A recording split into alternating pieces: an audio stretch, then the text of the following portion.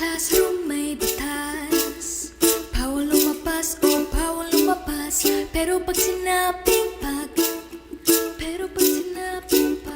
nag-comply ka na bawal lumabas, pero may may ginawa ka sa pinagbabawal nila. Have a great day, everyone. Welcome to the Instructor's Compass. At this moment, we will be talking about the introduction to human survival.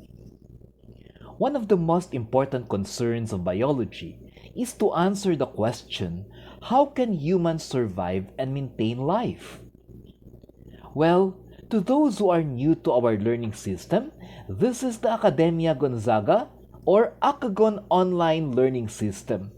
And this is Sir Noy Gonzaga, your online instructor, bringing to you simple tidbits of knowledge with great importance to enhance our intellect. Now, our topic this moment is Introduction to Biological Survival.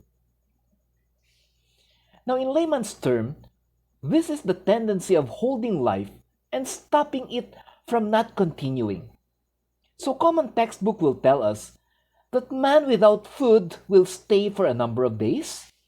Man without water will exist to live for a number of hours. But it will only take few minutes for man to continue living without the presence of air. That is why it will not be too complicated to say that air, or in biological terminology, oxygen, is the greatest need of a biological human being in order for him to continue with life at the very least. That is why human survival is always directly referring to the optimum function of oxygenation and circulation of the body. Now, this might be very technical, but let us try to simplify this so that there will be maximum understanding. When you say oxygenation, this is the process of getting oxygen from the outside of the body to the inside, and it is processed through the organ called lungs with the general participation of the respiratory system. Now, when you say circulation, this is the process of getting the oxygen already processed by the lungs to reach all parts of the body using the blood vessels to transport to the farthest part of the body that has still cells. Now, if you will contextually understand this, oxygenation is the first half of the process and circulation is the second half of the two processes. This will mean lowering of the oxygen content in the body when there is no oxygenation and circulation. Well, disturbance then can happen in the first part or in the oxygenation process, and oxygen will be compromised. The problem is called hypoxia. If it will happen in the second part of circulation, it will be called hypoxaemia. Both hypoxia and hypoxaemia indicates a problem of oxygen presence in the human body, of which if we will try to understand, this is actually the difficulty of air entering the human system. Now, why do we discuss oxygen presence and absence?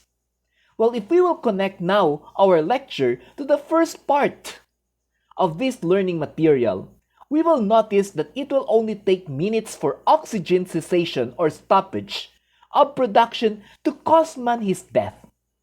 Well, death will not happen instantly. However, it will happen as a procedural or a step-by-step deterioration. First, cells begin to die. Then tissues will follow. Then organs will shut down. Then organ systems will result to failure. Now, a single organ system that will fail is already a possible cause of death. So let us try to name some organ systems. Maybe let us only name 2, but there are actually 10 to 15 organ systems. First is respiratory system, and second is the cardiopulmonary system. So respiratory system consists of the lungs, nose, trachea, bronchi, and air sacs or the alveoli. If this system will fail, then oxygen will have no more entrance to our body, resulting to death. Now, the cardiopulmonary system includes the heart, the arteries, the veins, and the capillaries, or the smaller blood vessels. So even if there is oxygen from the lungs, but the heart does not function to let blood circulate the oxygen, still, body system consisting of cells will die, resulting generally to a human being that will also surely die. Again, let me clarify that there are more than 2 body systems in a human body, and all of them, if not nurtured by oxygen in their cells, are capable of promoting man's death. So it is then very practical to say that the basic human survival skills should be focused on how to let oxygenation be fluent and non-disruptive in the respiratory and cardiopulmonary systems of the body. Simply, let us take care of the lungs and the heart if we want to live and live longer. It is very obvious today that wherever you are in this world, the 2 greatest death-causing diseases will always be lung cancer and heart failure. Well, you can check statistics, and there is a universal truth in this. That is why around the world and in each of the human life present that will read our online learning material, our appeal is always to prioritize the lungs and the heart. Stop smoking now and other drug-related products that punishes the lungs. Stop high cholesterol diet now and very high fat-based food so that your heart will stay and function longer. Thank you very much for dropping by in this version of the Instructor's Compass.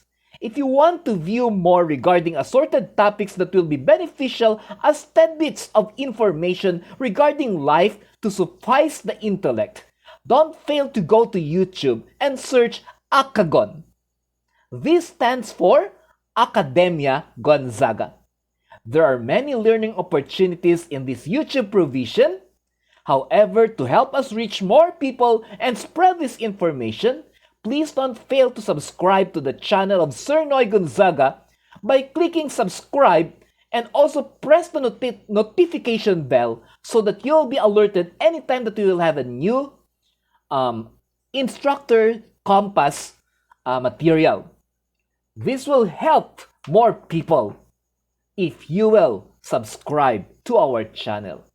Have a great day, everyone, and I hope you have enriched again your intellectual prowess.